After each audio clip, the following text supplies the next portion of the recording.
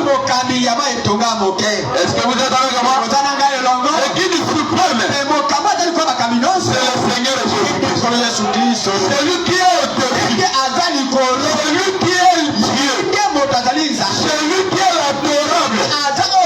C'est lui que nous exaltons. C'est lui que nous élevons. Est-ce que vous êtes avec moi?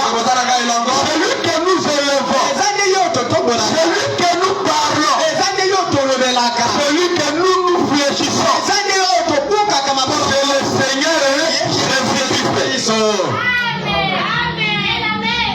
Il nous avait promis. Je ne vous laisserai pas orphelins.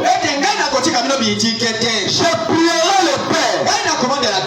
Il vous enverra le Saint-Esprit, qui est l'Esprit de la vérité. Le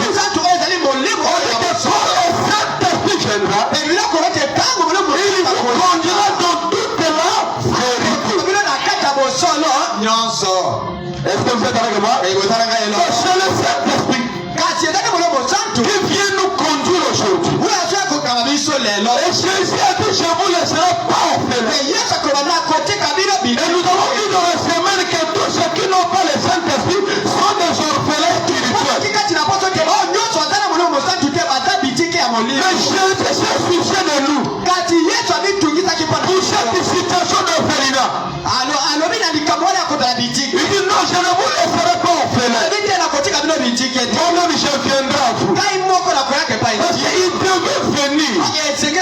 Comme je vous ai dit que la vie d'un homme a besoin d'une conduite. Je vous ai dit que le guide signifie conducteur. Celui qui vous conduit, celui qui est votre guide. Celui que vous devez obéir. Celui que vous devez écouter. Et nous lirions frère Branham. Il dit vous ne devez pas contester la parole de votre guide. Est-ce que vous êtes avec moi? Et le premier guide qui a censé nous conduire tous, c'est le Saint-Esprit. Et la chose que tout croyant devait chercher en premier, c'est de chercher le Saint-Esprit. Mais le problème aujourd'hui c'est quoi? La question du Saint-Esprit n'intéresse plus les gens.